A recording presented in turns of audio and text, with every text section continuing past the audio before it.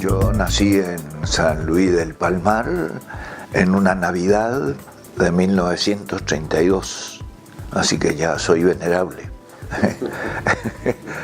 Y por supuesto mi primera escuela fue propiamente la estancia de mi madre, donde mi madre ejercía la dirección de la escuela nacional normal, entonces normal nacional, ¿no es cierto?, creo que era la número 402, me parece. Y entonces, como vivíamos ahí, pues la estancia tenía 2 aulas dedicadas a dividir la enseñanza primaria, los comienzos, 1, 2, primeros grados, 3, 4, 5, los siguientes, ¿no? Entonces yo hice mis primeras letras y toda la primaria la hice en la escuela de mi madre. Ella fue mi primera maestra y ella fue la que lógicamente nos transmitió, por supuesto a mí en especial, porque después todo la convivencia, los valores, los comentarios, la vida, me fue inculcando esa belleza, ¿no? Pero una belleza que surgía de la naturaleza, ¿no? Digamos, mi vocación, entre comillas, ¿no?, que se va descubriendo, por lo menos en mi caso, surge de la amistad que había entre mi familia y el párroco del pueblo, ¿no?, que seguramente, no sé si lo conocerás, se llamaba Alarcón Mir Pedro, que dejó el sacerdocio y fue psicólogo, se dedicó a la psicología, un hombre muy inteligente, muy interesante. Y en eso también mi madre tenía mucha oratoria, ¿no? Solía hablar en los mítines del partido, que era el Partido Liberal, entonces, ¿no? Así que bueno, todo esto fue configurando el hecho de que entré al seminario, ¿no? Ya ves, no tanto por motivos ni teológicos ni bíblicos, sino mímicos, ¿no? Y bueno, yo llego a Goya porque me ordeno, ¿no es cierto?, de sacerdote el 2 de diciembre de 1956. Fue la primera ordenación en la Catedral de Corrientes, porque normalmente todos los estudiantes al sacerdocio nos ordenábamos en el seminario. Pero ahí comienza un poco, diríamos, a decir, bueno, ¿y por qué no se puede ordenar uno ahí donde va a trabajar, ¿no?, en su diócesis, donde depende, donde pertenece? Y efectivamente, los 4 que nos ordenamos, 4 compañeros ese año para Corrientes, porque entonces la diócesis era Corrientes y Misiones, toda la provincia de Corrientes y toda la provincia de Misiones era una sola diócesis, que se llamaba diócesis de Corrientes, ¿no? Entonces, por primera vez se hace esa ordenación fuera del seminario. Y nos ordenamos en la Catedral de Corrientes, el 2 de diciembre, de 1956. Y así fue. Ya salí de Corrientes, creo que fue a las 5 o 6 de la mañana, y llegué aquí a las 4 o 5 de la tarde, porque entonces no había asfalto. Por ahí nos quedamos, había el radiador del colectivo, ¿no es cierto?, echaba humo por Haití Calle, que era una cantidad de arenas y de cosas, un calor de muerte, ¿no?, hacía un calorazo. La necesidad de fundar el Instituto Estrada surge del hecho de que Ricardo era profesor de filosofía en el Colegio Nacional, me parece entonces, ¿no? Comienza en abril del 61, comienza la primera experiencia, digamos, abriendo 3, o creo que comenzamos con 2, no estoy muy ahora clarificado, ¿no? Perdón. Comenzamos con literatura e historia, y después se le agregó, ¿no es cierto?, ciencia de educación y filosofía. Sí, yo me hago cargo del Instituto de Profesorado como rector de esa institución cuando muere el profesor Blas Lucioni, ¿no?, que fue el primer rector. Y entonces la primera promoción se realiza al año siguiente, porque claro, empezando el 61 terminaba a fines del 63, pero la promoción al comienzo del 64, ¿no?, que son todos los docentes que ya tenían cátedras aquí en los secundarios, pero que no tenían título. Y por tanto fueron muchos maestros, sobre todo los que obtuvieron, ¿no es cierto?, los primeros títulos de profesor. Bien, entonces todo esto va creando, ¿no?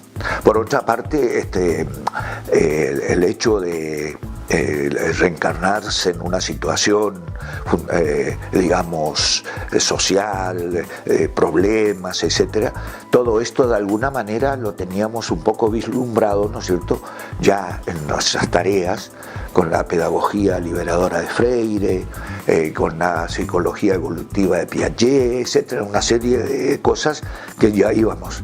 Y además, también en varios de nosotros, digamos, compañeros también sacerdotes, había una búsqueda de una iglesia distinta. Era la que teníamos, era muy lejana, ¿no? Los sacramentos en latín, la gente no entendía nada, muy sacramentalista, la formación estaba ausente, digamos, pastoral, ¿no? Entonces había muchos factores, digamos, difíciles ahora así, ¿no?, de hacerlo, pero había varias cosas. Y entonces eso cala, por supuesto, encontramos de pronto a alguien que, hombre, como diciendo, esto es lo que buscaba, ¿no? Ahora sucede. El cierre del instituto se produce, digamos, la causa última e inmediata es que no podemos continuarlo, porque éramos, en los 3 departamentos que teníamos, ¿no?, éramos, entiendo, 24 o 26 profesores. Una redada que se hace, ¿no es cierto?, en los primeros días de agosto del 76, creo que detienen a 12 o 14 profesores, casi todas mujeres eran, porque había una notable cantidad, de las 26 éramos 6 creo que varones y 20 mujeres, ¿no? En segundo lugar, el episcopado argentino no, lamentablemente, fue realmente muy obtuso en algunos aspectos, ¿no? Por ejemplo, solamente hubo en el país 4 o 5 diócesis, o sea, obispos, que estaban en desacuerdo, digamos, con la dictadura militar. Pero el resto, de una u otra manera, con su silencio, con ciertos apoyos, con cierto mirar a otro lado, apoyó la dictadura. Como ellos se presentaban, la dictadura se presentaba como una dictadura católica, ¿no? Que estaba en lucha contra el mal, que era el tercermundismo, que era entonces de la palabra tabú, ¿no? O es comunismo. Entonces nosotros éramos tercermundistas y encima comunistas, lo que sea, ¿no? El obispo rojo era devoto, etcétera, ¿no? Entonces, claro, en ese contexto todos éramos sospechosos, pero especialmente la diócesis de Goya, que estaba bien marcada, digamos, bien controlada. Los que estábamos al frente de los 3 ámbitos especiales donde la diócesis trabajaba, educación, ligas agrarias y trabajo en los barrios, promoción de la gente de los barrios.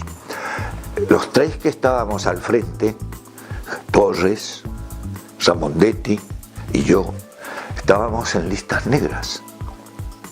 O sea que estábamos destinados a la desaparición.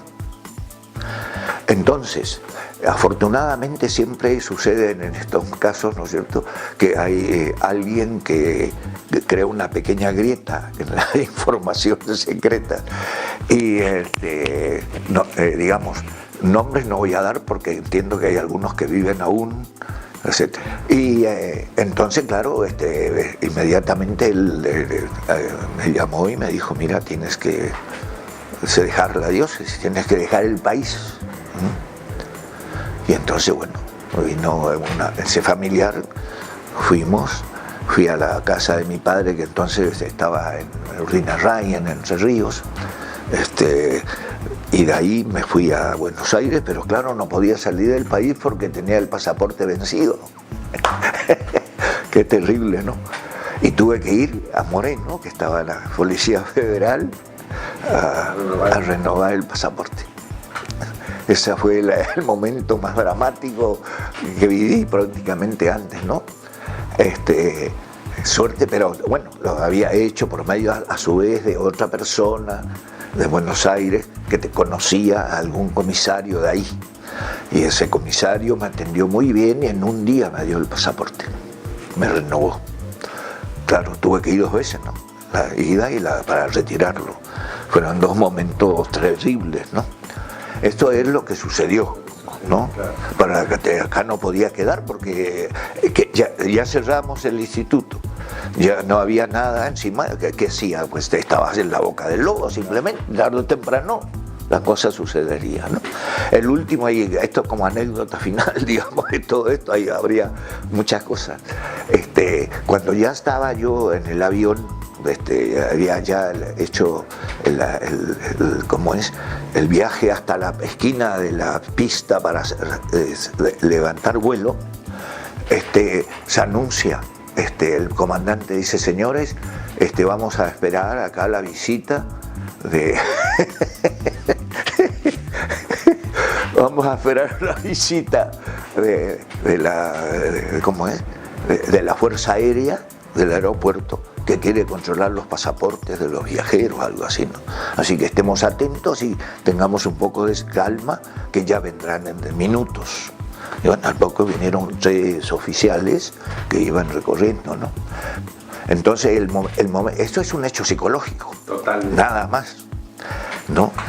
Porque claro, vos no sabés, bajo la vista, si vos capaz, ¿y por qué tengo que bajarla? Van a decir que tengo algo que ocultar. Si yo digo, si los miro, puedo provocar. O sea, son esos momentos, claro, esto está hecho así.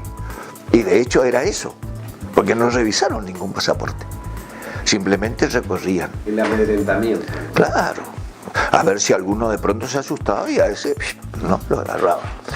Esa fue la despedida de mi país en el año 76, el 15 de septiembre de 1976.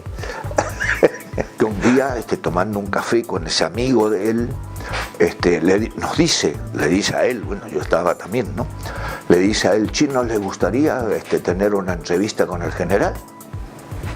¿No? Era muy llegado a Perón, ¿no? Digo, hombre, ¿cómo? Pues nos quedamos sorprendidos, ¿no? Dice, con el general, ¿no queréis conversar un rato con él? Jolín, ¿cómo vas a rechazar eso? Sea peronista o no sea peronista. Ahí a nadie nos preguntó de qué línea éramos, ¿no es cierto? Ni interesaba. Y por supuesto que lo aceptamos inmediatamente. Y entonces, bueno, conversamos largo, como 1 hora, lo escuchamos y cosas, ¿no? Fue realmente una entrevista muy interesante. Y nos regaló, antes de salir, bueno, nos presentó a Isabelita, nos regaló una foto grande donde él está con una pala como para hacer asado, la parrilla, está echando las brasas, y nos dedicó de puño y letra esa fotografía, ¿no? Y además, cuando ya salíamos al jardín, de Puerta de Hierro, es una zona chic de Madrid, tiene jardines y son lugares preciosos, ¿no?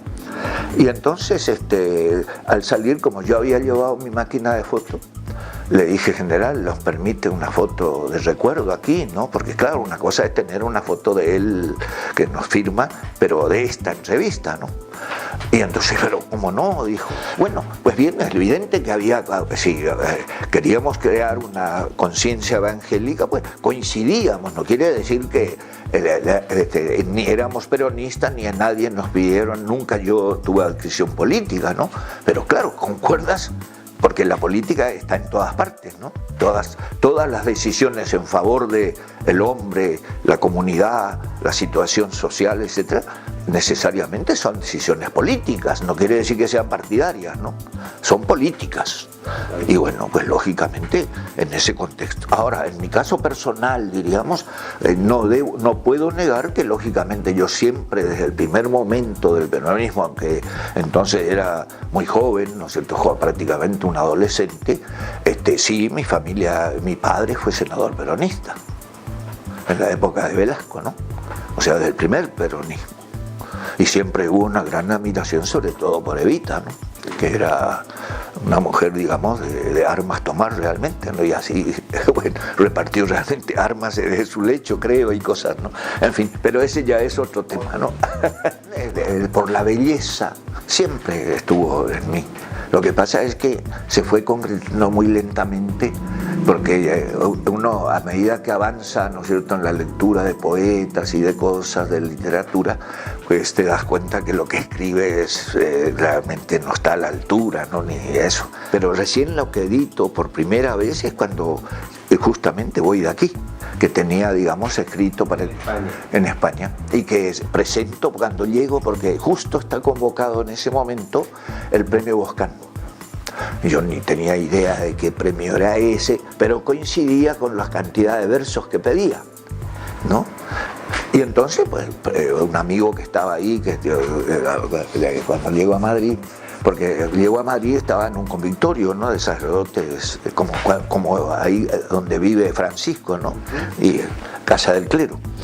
Y entonces este era redactor, y me dice, mira, porque le había mostrado yo el librito, ¿no?, Transparencia del Hombre, ¿no? Y me dice, sí, hombre, preséntalo, que esto se adapta, está bien, y este premio realmente le interesa la parte humanística y religiosa, etc. Lo presenté y ni idea, y fue una sorpresa cuando lo gané, ¿no? Y a partir de ahí, pues claro, eso fue en febrero del año siguiente. Yo llegué a España después, ya dije, el septiembre del 76, esto es en febrero del 77, y eso me abrió las puertas. Yo pude, por tanto, escribir, comentar, etcétera, en muchos medios literarios de España. Y finalmente, pues Martín Descalzo, que era un sacerdote que llevaba la parte cultural del gran diario ABC, me ofreció que comentara las novelas latinoamericanas. Y durante 5 años comenté novelas latinoamericanas toda la semana. En 5 años comenté más de 300 novelas latinoamericanas. ¿Qué ejercicio es? Sí, que tenía una biblioteca de autores. Pero eso era una cosa que me abrió un horizonte, ¿no? Pero claro, al mismo tiempo me impidió muchas otras cosas. Claro. Sí puedo, ¿no es cierto?, decir que en la situación en general del mundo occidental europeo hay una enorme crisis de valores. De tal suerte que justamente en este planteo que se está dando ahora, ¿no es cierto?, entre el califato, que bueno, ahora está combatido y creo que terminará el califato yihadista, ¿no?, yihadista, terminará porque ha caído Mosul, creo que en estos días cae Alepo, son las grandes capitales de Irak y de Siria donde ellos se implantaron, ¿no? Pero está empezando a llegar todo eso a Europa, ¿no? Entonces se va viendo una cosa terriblemente clave. Europa no sé qué es lo que defiende. Si uno analiza Europa ahora, uno se pregunta, ¿y qué defiende Europa? Terrible. Y ese es un tema total, porque Europa vive bien, pero ha vivido bien a costa de muchos otros dolores, ¿no es cierto?, que ahora se van viendo. Y ahora se va viendo el tremendo egoísmo europeo con toda esa gente que va saliendo del hambre, de la miseria, y que va volviendo a Europa, ¿no?, en chalupas, en cosas terribles, millones de personas, y que huyendo de la guerra, cristianos perseguidos por el solo hecho de ser cristianos, ¿no? O sea, a tal punto que las últimas estadísticas sociológicas nos dicen que ha habido en el fines del siglo pasado y principios de este siglo, más mártires cristianos que en toda la historia de la Iglesia. Segundo, hay un individualismo muy fuerte, ¿no? Viva yo bien y jorobes el otro, ¿no es cierto? Me parece que hemos perdido mucha sensibilidad con relación al hombre, a las heridas, a la gente que está al borde del camino. Todas estas crisis económicas, ¿no?, repercuten no en solidaridad, sino con frecuencia, ¿no es cierto?, en un tremendo encierro sobre sí mismo, en un egoísmo fuerte.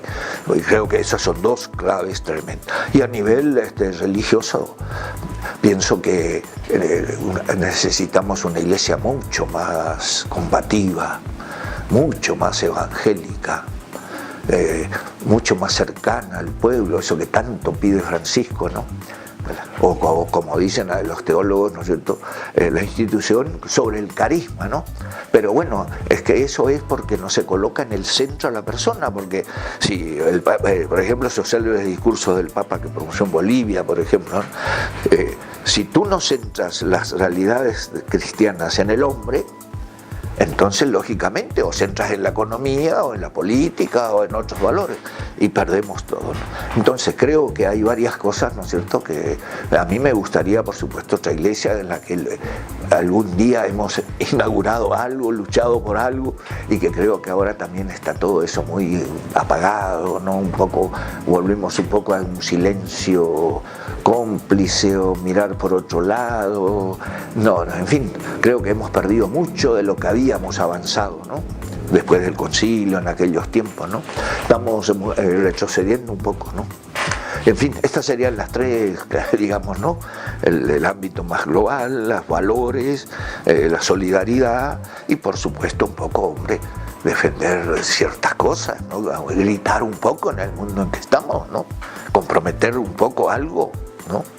Que Goya significa para mí, digamos, lo fundamental y lo decisivo, el encuentro de lo que significa ser cristiano, porque